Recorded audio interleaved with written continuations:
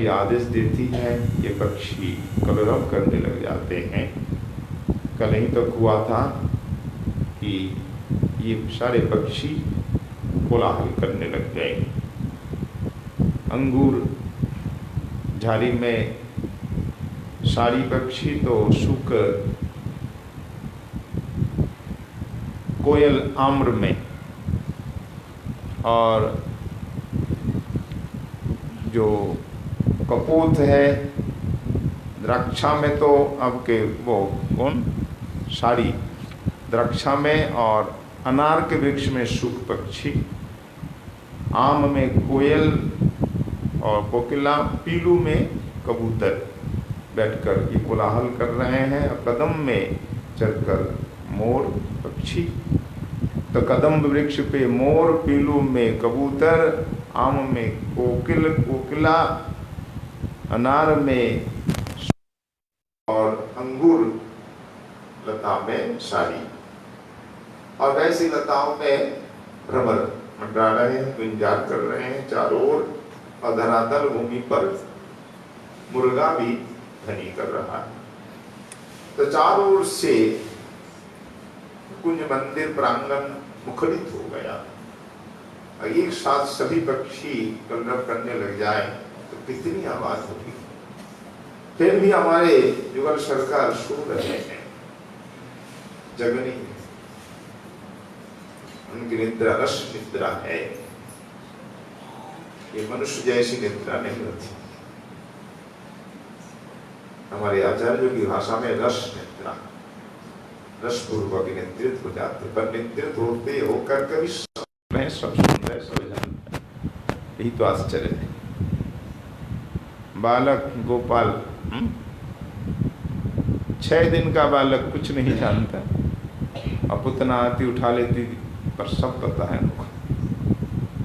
पुतना को लगता है कुछ नहीं, ये बालक 6 दिन का क्या जानता। पर 6 दिन की अवस्था में ठाकुर ने पुतना का वध कर दिया। भले ही मनुष्य के रूप में लीला करते हैं, पर सब कुछ जानते हैं। जानबूझ करके भी कभी लीला अभिनय करते हैं, मानो कुछ नहीं जानते, नहीं तो लीला नहीं होगी ना। बाहर से लगता है कि ये खूब सो रहे हैं, गाढ़ निद्रा में है, कुछ नहीं सुन रहे होंगे, सब सुन। पर रास लीला विलास के कारण परिश्रांत तो है ना, क्लांति हुई, परिश्रम हुआ, उसके कारण दोनों ऐसे सो रहे झपट कर। पक्षियों का कलरव कान में जा तो रहा है, पर उठने की इच्छा नहीं उठी। राधा रानी नहीं चाहती कि हमारा ये सुख शयन भंग हो, हम अपने प्रियतम से अलग हो जाएं। गोविंद नहीं चाहते कि हमारी भुजाओं से प्रियतमा प्यारी जो अलग हो जाए। दोनों गाढ़ आलिंगन पूर्वक सो रहे हैं, जिसका वर्णन आपने सुना पहले। अधरे अधर धरु भुज भुज बंध, उर उर चरण चरण एक छंद।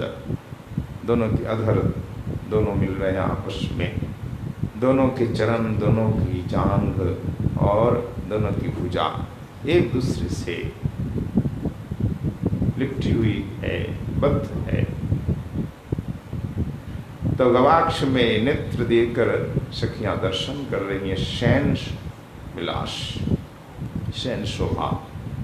और सुख सारी आदि पक्षी तो लताओं में है ही, वो तो देख ही रहे, खस करके सारी सब कुछ देख रही है।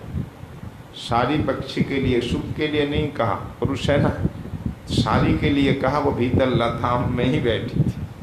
तो हर लीला की साक्षिणी, एक एक लीला का साक्षात दर्शन करती है सारी। और ये सारी अत्यंत ही प्रिय है किसकी? राधा रानी की। राधा रानी के घर की ये सारी पक्षी है। तो निशांत लीला में निकुंज में उस सारी को भी यहाँ लाया गया। वो कुंज के भीतर ही थी, इसमें सोने के पिंजरे में। राधा रानी पिंजरे में रखी, सोने के पिंजरे। इस साड़ी का नाम मंजू हासिनी, बहुत सुंदर बोलती है। इसलिए मंजू, मंजू मतलब मनोहर, सुंदर, मीठी बोल इसकी। तो मंजू भाषिणी सारी कुंज के भीतर पिंजरे में है। वृंदा देवी का आदेश हुआ, सब बोलने लग गए। और ये लता कुंज के भीतर थी, बोला मुझे भी बोलना चाहिए। तो अलग अलग सब पक्षी अपनी अपनी आवाज कर रहे हैं और लता कुंज के भीतर ये मंजू भाषिणी सारी अब जगा रही है। आज यहीं से आस्वादन होगा।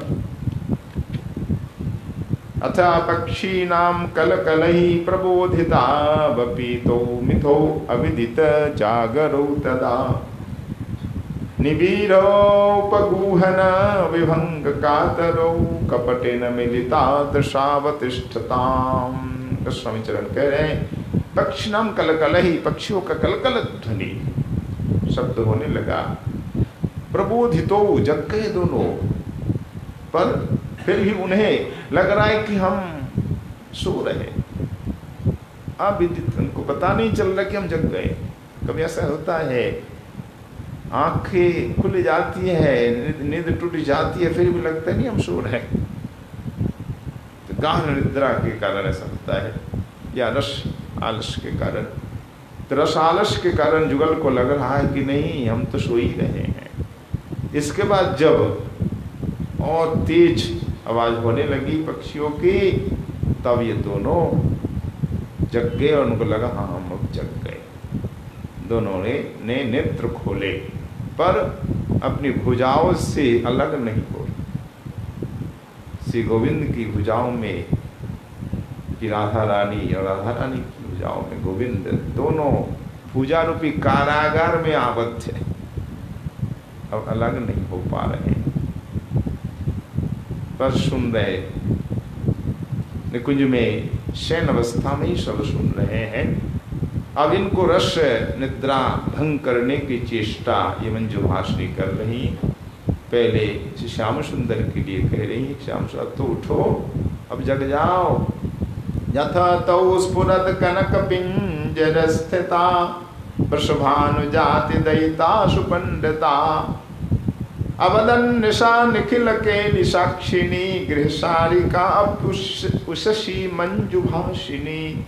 मंजु भाषिनी गृहसारिका, घर में रहने वाली ये जो सारिका है, सुपंडिता वृषभानुजाति दयिता, राधा रानी की बड़ी प्रिय है ये सारी। और सुपंडिता, जो कुछ सिखा दो वो सीख जाए, अत्यंत ही ये पंडित है।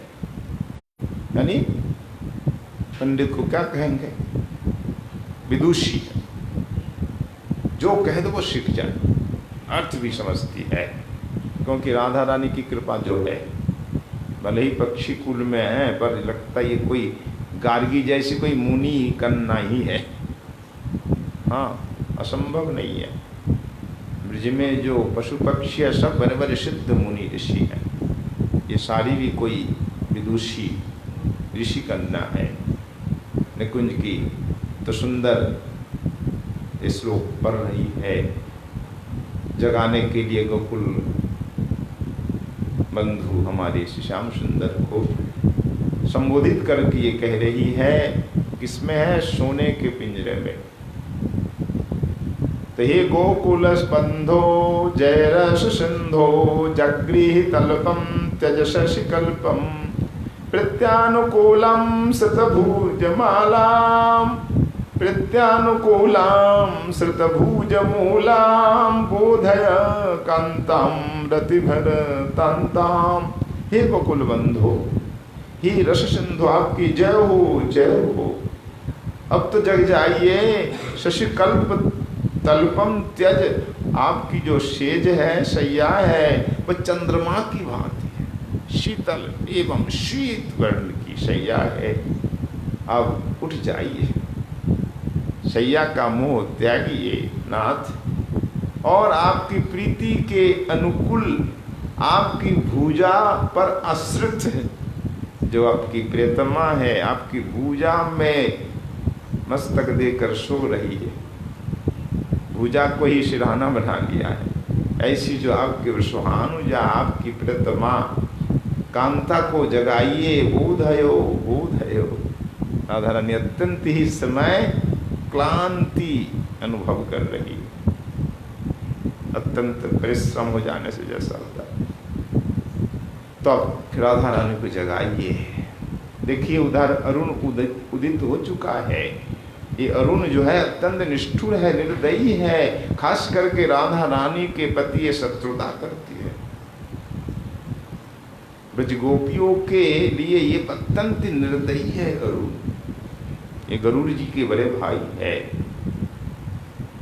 इसकी जांग नहीं है, कमर तक के अंग नहीं है, ऊपर के अंग है, फिर भी इतनी निर्दयता। अच्छा हुआ कि इसके नीचे के अंग नहीं है, कमर तक अंग नहीं है ना। अगर होते तो दौड़ कर आते, दौड़ नहीं पाते, फिर भी देखो भोर होते ना होते आकाश में आ गया। ये हमारे सुख को सह नहीं पाता। जो दुर्जन दुष्ट होते हैं ना, दूसरे के सुख उसको अच्छा नहीं लगता, जलते हैं कुड़ते हैं। ये भी जलता है हमारे प्रति। राधा रानी के लिए ये बड़े निष्ठुर निर्दयी है अरुण। देखो अरुण आज बहुत ही शीघ्र उदित हो गया। क्या थी इसकी जल्दी? इसलिए कि राधा रानी का सुख भंग हो। जो चंद्रावली कभी नहीं चाहती राधा रानी को सुख मिले, किसी भी तरह राधा रानी कृष्ण से अलग हो जाए, कृष्ण का प्यार नहीं मिले, ये चेष्टा चंद्रावली की रहती है। उसी प्रकार अरुण की चेष्टा इस तरह है। जब सुख निद्रा में हो, सुख पूर्व लीला कर रहे, तब ये आके ये बाधा दे देती। तो देखिए ना, उदयं प्रजबोदयमेत अरुणस्तरुणी निचये सहजा करुणा निप्रदम निलयम ब्रजनाथ ततः स्तरितो अटकलिंद सूता तटतः। हे नाथ ब्रजनाथ, अब आप जग जाइए, यमुना तटस्थ कुंज को त्यागिए, अब अपने भवन के लिए गमन कीजिए। अब रहना यहाँ ठीक नहीं होगा। अब राधा रानी के लिए भी कह रही है मंजू भाषिनी कि कमल मुखी बिलासायास गहराल संगी स्वपिशी सखिन शांते जत्तवायम न दूषः दिगियमरुणित इंद्री किंतु पश्या विराशी तव सुखम सहिष्णु स्वाद्धि चंद्र सखीव। हे कमल मुखी निताई गौर हरि जय हो राधा नयनांतर श्री भगवान ध्रुव आरती की जय। हे कमल नयनी, आप विलास परिश्रम से आलस्य युक्त हो गई है। जब अत्यधिक परिश्रम हमको होता है ना, तब आलस्य क्यों आता है? आप विलास नृत्य विलास आदि थक गई, इसलिए आपको बड़ा आलस आ रहा है, इसलिए आप सो रही है, आलस के कारण सो जाती है। तब जग जाएगी किशोरी। आपका दोष नहीं है, आपने साथ में सो रही है। जब अत्यधिक परिश्रम होता है तो निद्रा आ ही जाती है। साथ में भी लोग आलस के कारण सो जाते हैं, इसलिए आपका दोष नहीं है। पर अब जग जाइए, क्योंकि दिगियम, ये जो पूर्व दिशा है, देखो पूर्व दिशा, ये चंद्रावली सखी की तरह तुम्हारे सुख को सह नहीं पा रही, असहिष्णु हो गई। देखो पूर्व दिशा एकदम लाल हो गई, मानो क्रोध के मारे उसका मुंह लाल हो गया। पूर्व दिशा लाल हो गई, ये चंद्रावली की तरह है, इसलिए आप जल्दी जगिए। तो जाता रजनी प्रात जातम सौरम मंडलम उदयम प्राप्तम संप्रति शीतल पल्लव शयने रुचिमपनय सखी पंकज नयने। जाता रजनी प्रात जातम सौरम मंडलम उदयम प्राप्तम संप्रति शीतल पल्लव शयने रुचिमपनय सखी पंकज नयने। हे पंकज नयनी, याता रजनी, रजनी गई, प्रातः जातम भोर हो गया, सौरम मंडलम उदयम प्राप्तम, देखो सूर्य मंडल का उदय हो चुका है। संप्रति शीतल पल्लव शयन, इस समय शीतल पल्लव शयने रुचिम अपनया, शयन में जो रुचि है आपकी वो त्याग दीजिए। हे पंकज नयनी, अब चलो यहां से चला जाए।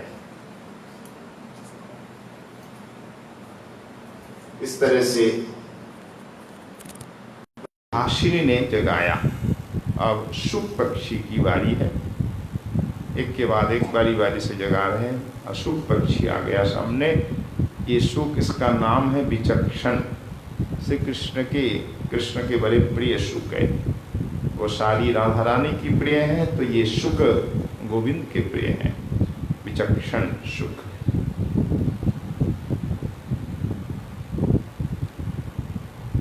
ठाकुर को ये जगा रहे हैं कि कृष्णानुरागम, कृष्णानुराग गरिमात विचक्षण कीरोति धीरमति उद्भटा भट बाग वरिष्ठ, दीप्त प्रसन्न मधुराक्षर संगहृत्यां पद्यावलिं पठत पठति माधव बोध दक्षाम। तो कृष्णानुराग गरिमा, अनुराग रूपी गरिमा जिसके पास से है। हमारी गरिमा क्या है?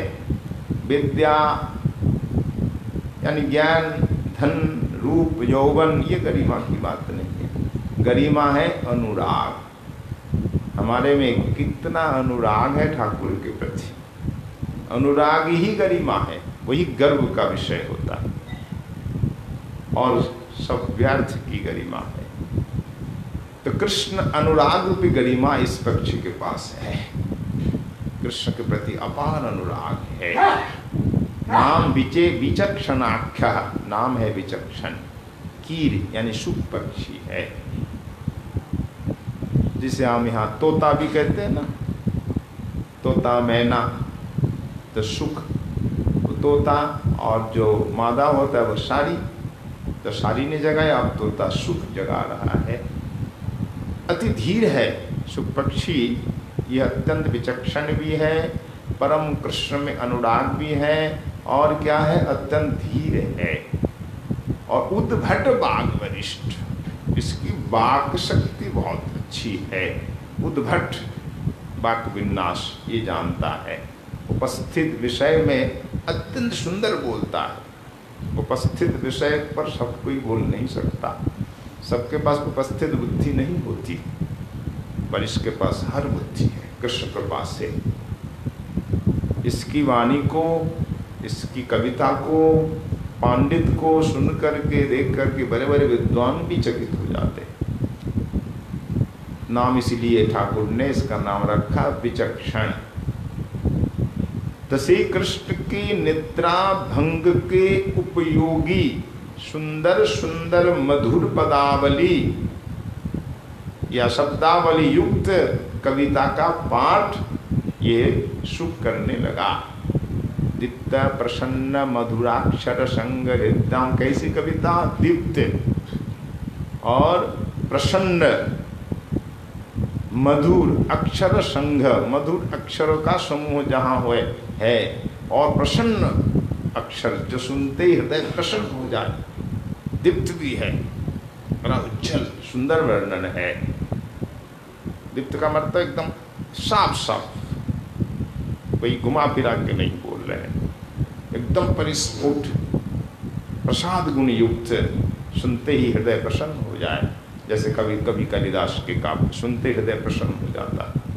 उपमा कवि कालिदास, कालिदास का की उपमा अत्यंत मधुर है। उनके एक एक वाक्य सुनकर हृदय प्रसन्न हो जाता है। तो ये शुक के एक एक वाक्य सुनकर हृदय प्रसन्न हो जाता है। इस प्रकार वर्ण मधुर वर्णावली युक्त मनोहारिणी कविता का पाठ शुक कर रहा है। 28वां श्लोक से प्रारंभ है। शुक लता की डाल में बैठकर, शुक कहाँ बैठा है? आपने सुना है ना, किस वृक्ष में? अनार के वृक्ष डाल में बैठ करके जय जय गोविंद श्री गोविंदाच्युत नत छंद जय जय गोकुल मंगल कंद।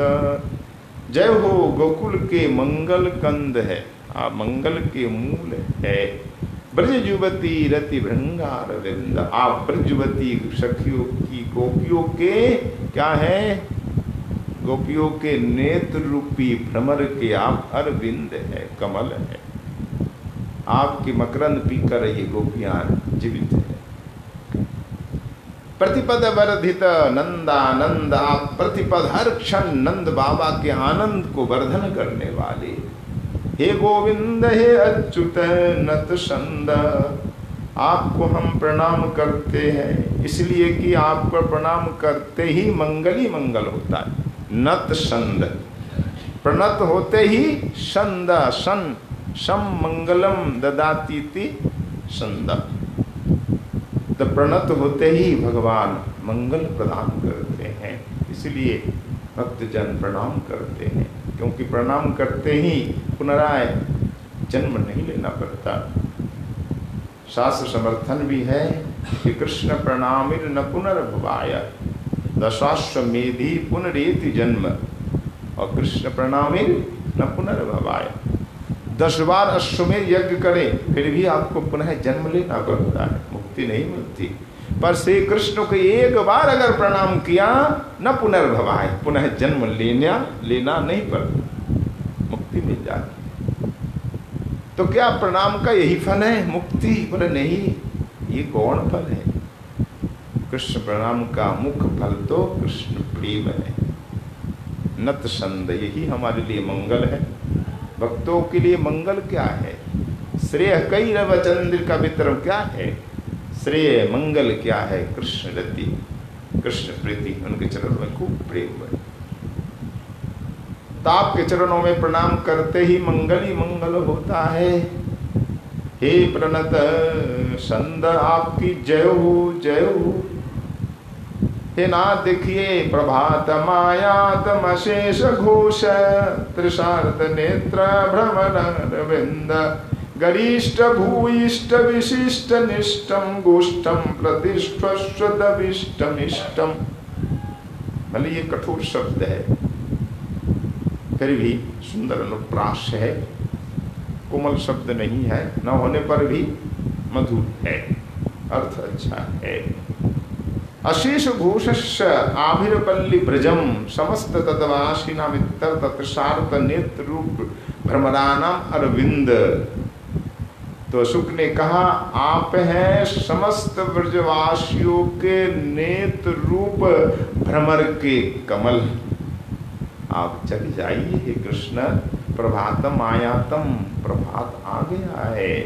अतः गोष्ठम प्रतिष्ठा, मतलब गोष्ठ के प्रति गच्छा, गोष्ठम प्रति स्ठस्व मन गच्छा। आप चलिए। कीदृशम गोष्ठम, कैसा है गोष्ठ? न गरिष्ठानाम गुरुतरानाम भूयिष्ठेषु बहुषु ये जे विशिष्टा उत्तमा तेषां निष्ठा स्थितिर्यत्र।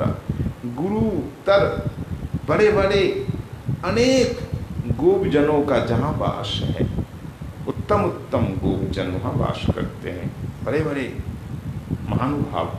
जैसे परजन जैसे गोप हो, कोई उपमा नहीं है। बोले एक परजन आकाश में जल की वर्षा करता है, जल के देवता परजन, पर हमारे ब्रज के परजन तो सुख परजन, सुख की वर्षा करते हैं, आनंद की वर्षा करते हैं। परजन जैसे धर्मात्मा कौन हो सकता है? परजन अपने पुत्रों से पूछते हैं और पुत्र भी उनकी कृपा से शिक्षा प्राप्त करके सही उत्तर भी देते हैं कि दुख का मूल क्या है, सुख क्या है, आश्रय क्या है, सबका सुंदर उत्तर पिता पुत्र के संवाद में गोपाल चंद्र में है। दुख का मूल क्या है? कर्म। भाई जिस प्रकार हम कर्म करेंगे उसी प्रकार फल हमको मिलेगा। कर्म प्रधान विश्व करी राखा, जो जस करही तस फल चाखा। है ना। तो उसके लिए हमें क्या करना चाहिए? न संतों के आश्रय में जाना चाहिए। संतों के आश्रय में जाकर हमें क्या मांगना चाहिए? एकमात्र हरि प्रीति और कुछ। सुख क्या है? हरि प्रेम सुख। प्रेम के ऊपर कोई सुख नहीं है।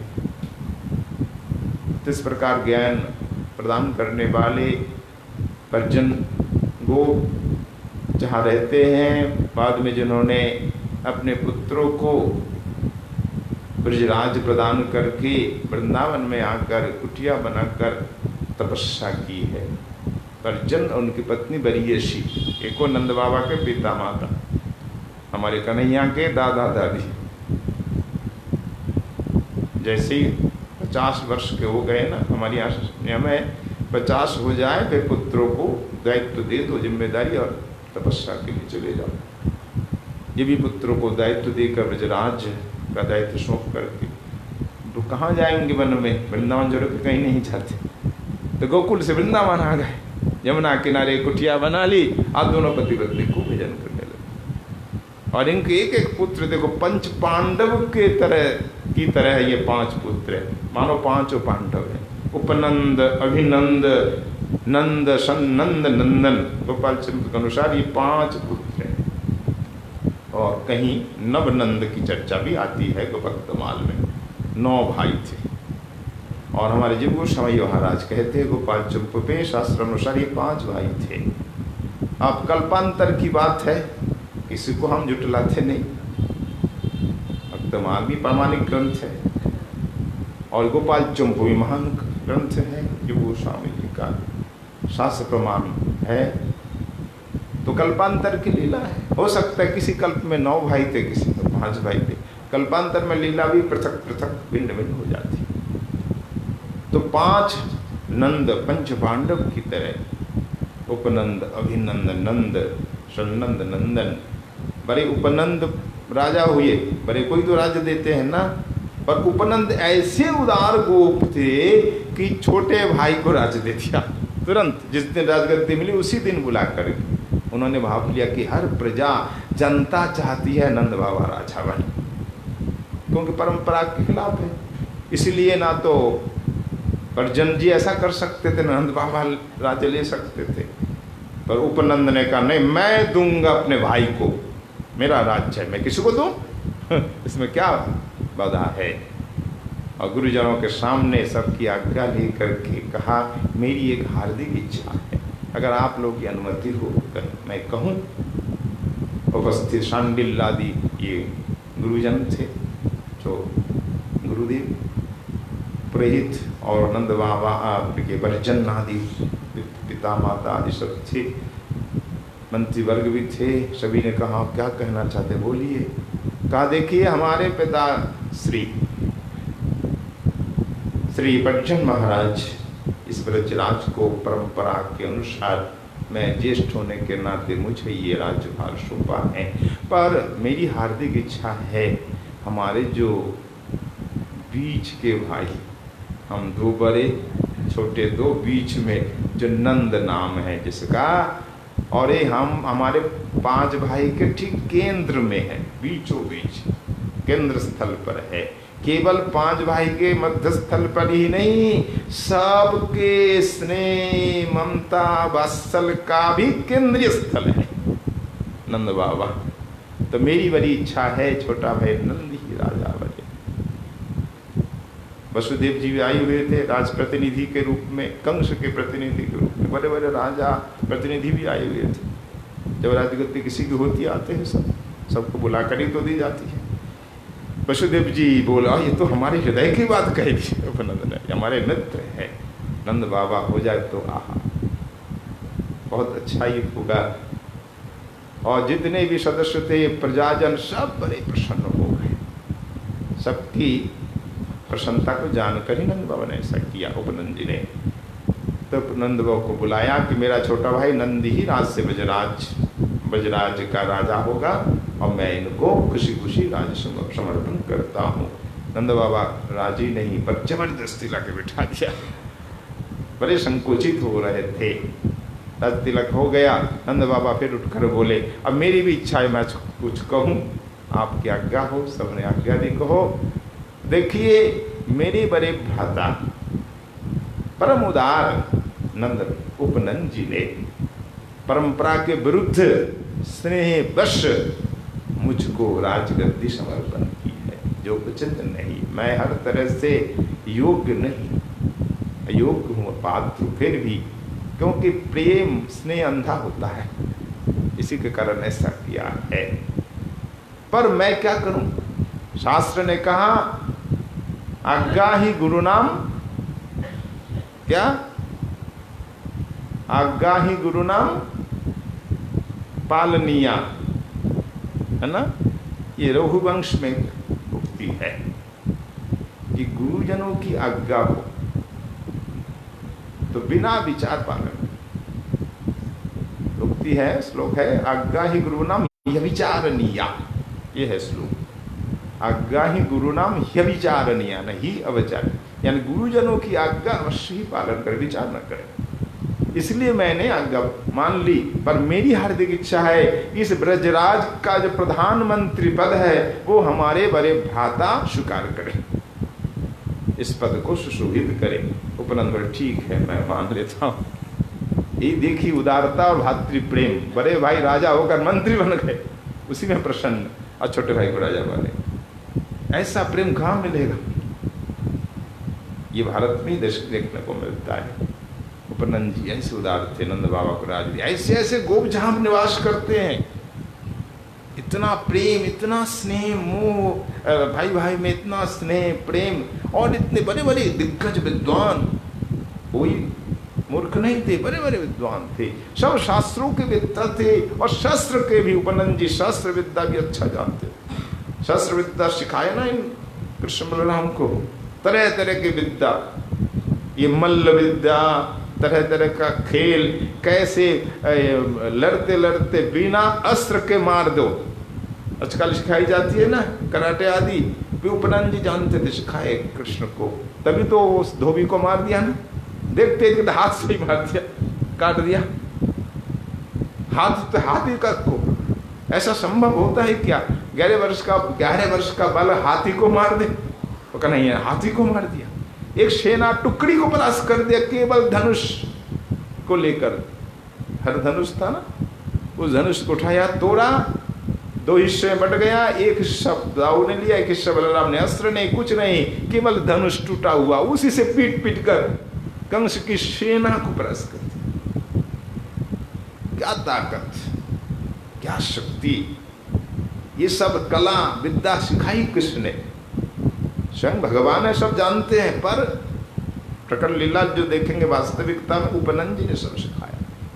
बड़े विद्या थे हर शास्त्र में, शस्त्र में, हर खेल में। तभी तो चान और मुष्टिक जैसे बड़े बड़े पहलवान को परास्त कर दिए कन्हैया ने और दाऊ जी ने। चकित हो जाते बड़े बड़े योद्धा भारतवर्ष के, जरासंध जैसे। अरे ये छोटे छोटे बालक अभी युवावस्था को प्राप्त नहीं किया, किशोर है, और इतनी ताकत, इतनी कला कहाँ से आ? गदा खेल में ये जरासंध भी हार जाते। बलदाऊ के सामने कई बार हार गए, 17 बार हार गए। दाऊ जी चाहते तो मार देते, पर कन्हैया ने बोला नहीं भैया, आप मत मारिए, क्योंकि विधाता ने ऐसा लिखा नहीं, आपके हाथ में मृत्यु नहीं लिखी है, ये मृत्यु लिखी है किसी के। वो किसके हाथ था? बोले बताऊंगा बाद में। मार सकते भगवान, सभी कुछ कर, सब कुछ कर सकते हैं, पर ठाकुर ऐसा नहीं चाहते, जो लिखा वही होगा। क्योंकि जरा नाम की जो राक्षसी ने जोड़ा था, बृहद्रथ राजा का बेटा था जरासंध, 2 टुकड़ों में जन्म लिया। उनकी 2 पत्नी थी, यज्ञ कराया गया संतान के लिए, फल दिया, तो एक फल को दोनों सौतों ने टुकड़े कर लिए, 2 टुकड़े खाए हैं अलग अलग, कि हम दोनों के पुत्र होंगे। क्यों नहीं होगा? देखो वो दशरथ जी की 3 पत्नियां, जग से चरु निकला, 3 पत्नियों ने खाया ना, 3 के पुत्र हुए, तुम्हारे क्यों नहीं होंगे? फल को टुकड़े करके खाया तो 2 टुकड़ों में पुत्र हुए, आधा आधा हिस्से में। राजा बोले क्या हुआ? इसको हम क्या करेंगे, फेंक दो वन जंगल में। जंगल में फेंक दिया तो जरा नाम की राक्षसी जा रही थी, देखा 2 टुकड़े एक बालक के, तो उसने अपने मंत्र से दोनों को जोड़ दिया, जीवित कर दिया। बोले हमारे राजा का कोई बेटा नहीं, कोई संतान नहीं हम दे उपहार के रूप में। तब जरा राक्षसी दे जाती है और नाम रखते जरासंध। तो मरेगा भी उसी प्रकार, चीर करके मारना होगा, अस्त्र शस्त्र से जरासंध नहीं मरने वाला, इसको भीम ही मारेंगे। और सो भी उल्टा फेंकना होगा, आप चीर करके यूं फेंक दो फिर जुड़ जाएगा, तो कितना भी करेंगे ये फिर जुड़ जाएगा, पर इसको चीर करके अलग फेंकना होगा, दो दिशा में, उल्टी दिशाओं में, फिर जुड़ नहीं पाएगा। भीम ने ऐसा ही किया, पहले टुकड़ा कर दिया, चीर ऐसा करते चीरते हैं, फिर दोनों 2 दिशाओं में यूं फेंकते हैं, फिर ऐसे ही किया, फिर मर गया। तो ऐसे बड़े बड़े राजा महाराजा, दिग्गज पहलवान योद्धा कृष्ण बलराम की ताकत को, शक्ति को, कला को, बुद्धि को देखकर चकित हो जाते। तो स्वयं भगवान है, फिर भी अगर लीला देखे तो उपनंद आदि इनका बड़ा योगदान था। तो ऐसे ऐसे गोप जहां निवास करते हैं, उपनंद अभिनंद आदि, केवल ये शास्त्र शस्त्र आदि विद्या में बंसी भी सिखाई का नहीं है, गर संहिता में आता है बंसी भी सिखाई, बड़े रसिक भी थे, हर कला आती थी। इसलिए शुक पक्षी ने कहा ये ब्रजराज्य है, बड़े बड़े ज्ञानी श्रेष्ठ गोपों का निवास जहाँ है, आप शीघ्र उसे गोष्ठ के लिए चले या नंदगाम के लिए चले, नहीं तो आपको लज्जित होना पड़ेगा। क्यों? सूर्योदय होने वाला है, अगर कोई देख लिया तो आपको लज्जित होना पड़ेगा। या यशोदा मैया जग गई, आपको देखने आ गई शयन कक्ष में, अगर आप नहीं मिले तो लज्जा होगी ना। इसलिए जग जाइए और शीघ्र भवन की ओर चले। ऐसा शुक पक्षी ठाकुर को जगा रहा है। फिर कहा सरसि जनयनेनम व्यक्तरागातिरक्तम दिव्यमुदयमैन्द्री पश्यवेक्षारुक्षम घनघुस्रेण विलिप्त बोध रक्तांबराशित तदिह निवृत्त कुंजे कृष्ण निद्राम जही।